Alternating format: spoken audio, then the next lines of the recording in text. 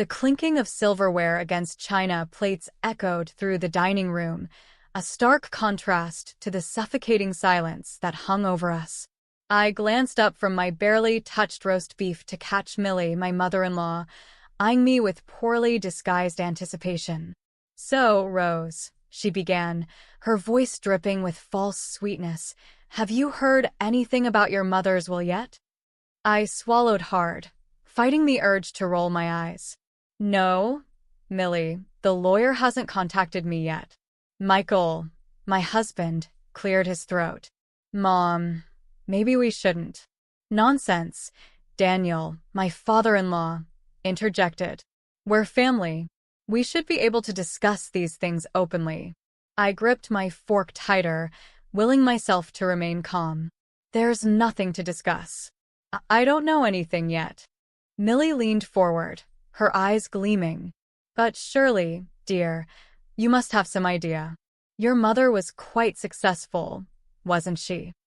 I really don't want to talk about this right now," I said, my voice strained.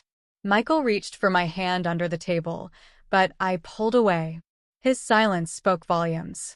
"We're just concerned, Rose," Daniel said, his tone patronizing. "We want to make sure you're taken care of."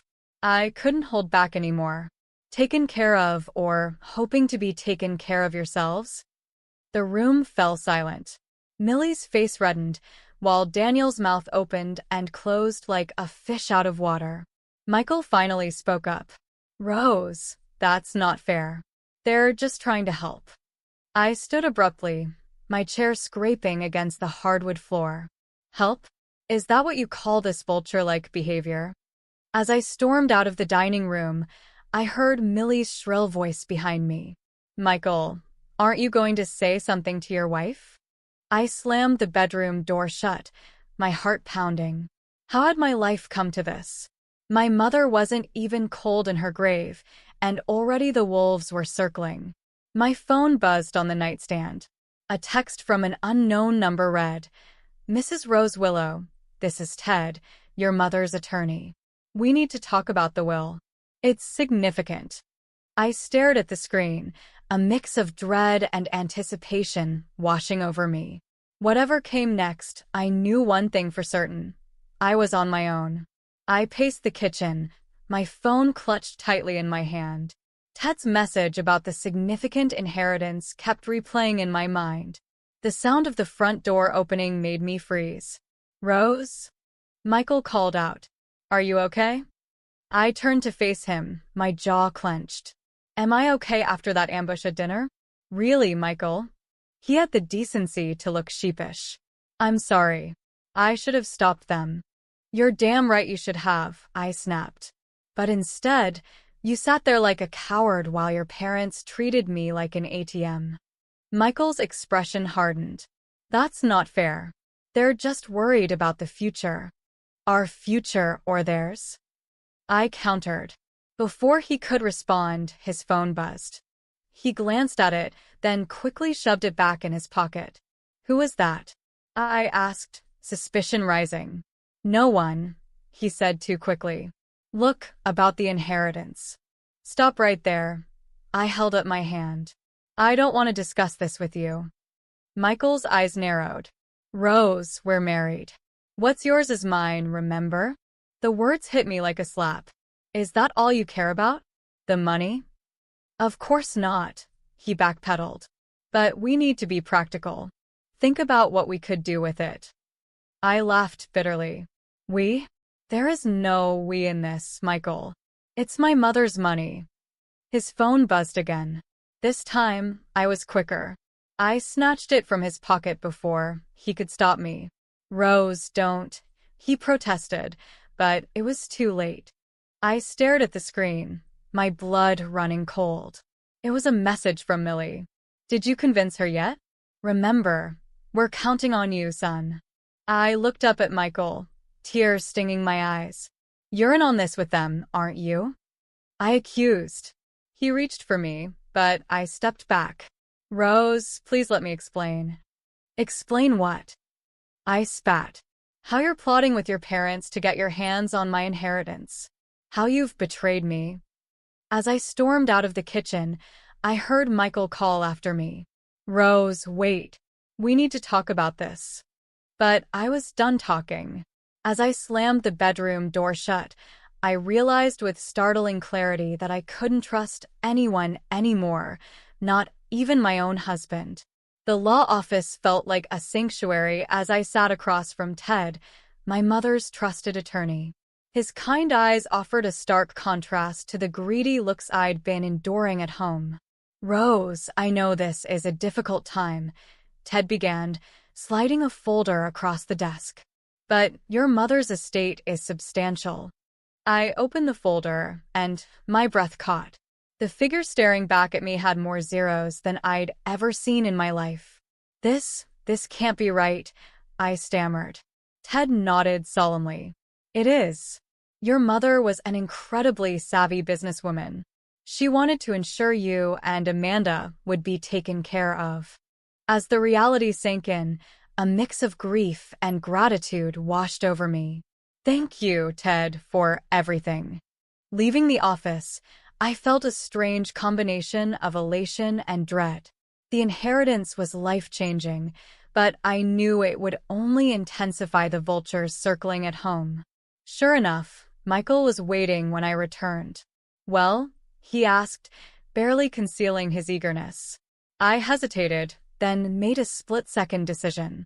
It's less than we expected, I lied, watching his face fall.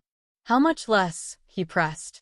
Enough that we need to be careful, I said vaguely. Look, I'm tired. Can we talk about this later? Michael's disappointment was palpable as I retreated to our bedroom. I hated lying, but I needed time to think. Later that night, I overheard Michael on the phone. I don't know, Mom. She says it's not much.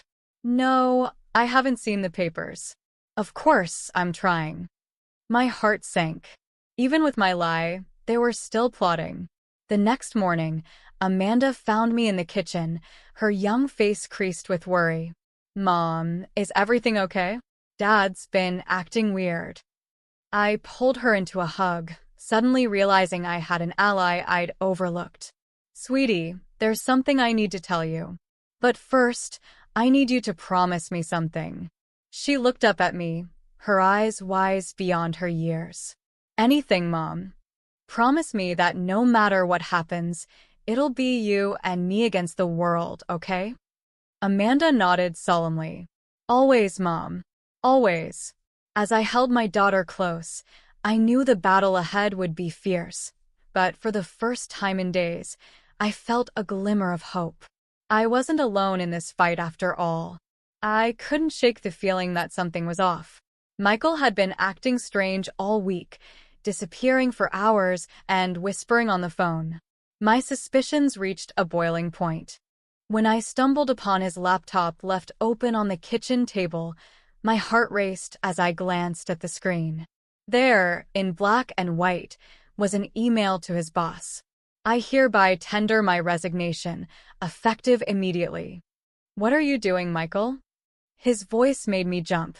I spun around, anger rising in me. What are you doing, Michael? Quitting your job. His face paled. Rose, I can explain. Let me guess. I cut him off. You thought we'd be rolling in money from my inheritance, so why bother working? Michael's silence was damning. Well, I pressed. Aren't you going to deny it? He sighed, running a hand through his hair. Look, Rose, we need to be smart about this. With that kind of money, we could travel the world, live the life we've always dreamed of. We. I laughed bitterly. There is no we in this, Michael. It's my mother's money, not yours. His eyes hardened. We're married, Rose. What's yours is mine. The words hit me like a slap. In that moment, I saw Michael for who he truly was, a greedy, entitled man who saw me as nothing more than a meal ticket. Get out, I whispered. What? I said, get out. I shouted, my voice shaking. Pack your bags and leave now. Michael's face contorted with anger. You can't do this. I have rights. Rights? I scoffed. You lost those when you decided to treat my grief like a lottery win. As Michael stormed off to pack, Amanda appeared in the doorway, her eyes wide with concern. Mom, she asked softly, are you okay? I pulled her close, my resolve strengthening. We will be, sweetheart. We will be. That night, as I lay awake listening to the silence of our now Michael-free home, I made a decision. This wasn't just about the money anymore. It was about reclaiming my life, my dignity, and my future. Tomorrow, I'd call Ted. It was time to protect what was rightfully mine, for Amanda's sake and my own. The battle lines were drawn, and I was ready to fight. The park bench felt cold beneath me as I watched Amanda play on the swings. My mind raced with the events of the past few days, Michael's betrayal, the shocking inheritance, the looming battle ahead. I felt cornered, overwhelmed. Rough day? A gentle voice startled me from my thoughts. I looked up to see an older man, his kind eyes crinkling at the corners. You could say that, I replied, surprised by my own candor. He sat down, keeping a respectful distance. Sometimes talking to a stranger can help. No judgment, no strings attached. Maybe it was desperation, or maybe just the need to unburden myself, but I found myself pouring out my story. The inheritance, Michael's greed, my in-laws' manipulation, it all came tumbling out. The stranger listened intently, nodding occasionally. When I finished, he was quiet for a moment. You know, he finally said, I've seen this story play out before. Different characters, same plot. Want to know the secret? I nodded, desperate for any advice. The ones who win are the ones who stop playing defense and start playing offense. You're letting them dictate the terms. It's time to change the game. His words hit me like a lightning bolt. He was right. I'd been reacting, not acting. But how? I asked. He smiled. You have the power here, Rose. The money, the moral high ground, it's all yours. Use it. Call a meeting on your terms, lay out your demands, and most importantly, be prepared to walk away from anyone who doesn't respect your wishes. As his words sank in, I felt a surge of determination I hadn't experienced in years. Thank you, I said, my voice stronger than it had been in days. He stood up, tipping his hat. Good luck, Rose. Remember, you're stronger than you think. As he walked away, I called out, Wait, I didn't get your name. He turned, a twinkle in his eye. Let's just say I'm a friend of Hannah's. She'd be proud of you, you know. With that, he was gone, leaving me with a renewed sense of purpose. I watched Amanda, her laughter carrying across the park, and made my decision. It was time to fight back, and I knew exactly where to start. The elegant restaurant buzzed with chatter, but our table was an island of tense silence. Michael, Millie, and Daniel sat across from me, their eyes darting between my face and the manila envelope on the table. Thank you all for coming, I began, my voice steadier than I felt. I'm sure you're wondering why I called this meeting. Millie leaned forward, her smile sickly sweet. We're just glad you've finally come to your senses about discussing the inheritance, dear. I took a deep breath. You're right, Millie. This is about the inheritance, but not in the way you think. I slid the envelope across the table. Michael reached for it, but I held up my hand. Before you open that, I want to make something clear. The money my mother left me is mine alone. It's not up for discussion or negotiation. Daniel's face reddened. Now see here, Rose. No, you see here. I cut him off, surprising even myself with my firmness. For weeks, you've all been circling like vultures, more concerned with what you could get than how I'm coping with my mother's death. Well, it stops now. Michael opened the envelope, his face paling as he read the contents. Divorce papers? Rose, you can't be serious. I've never been more serious in my life, I replied, my voice ice cold. You made your choice, Michael. You chose greed over our marriage, over me. Millie gasped dramatically. This is outrageous. Michael, you can't let her do this. I stood up, my chair scraping loudly against the floor. He doesn't have a choice. None of you do. I'm done being the victim in this story. As I turned to leave, Michael grabbed my arm. Rose, please, we can work this out. Think about Amanda. I yanked my arm away. I am thinking about Amanda.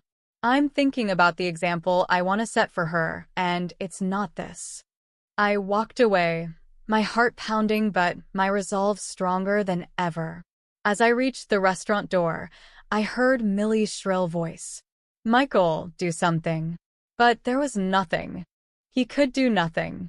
The tide had turned, and for the first time in weeks, I felt like I was finally in control.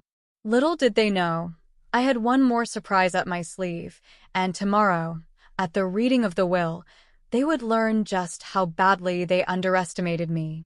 The tension in Ted's office was palpable as Michael, Millie, and Daniel filed in, their faces a mix of anger and anticipation.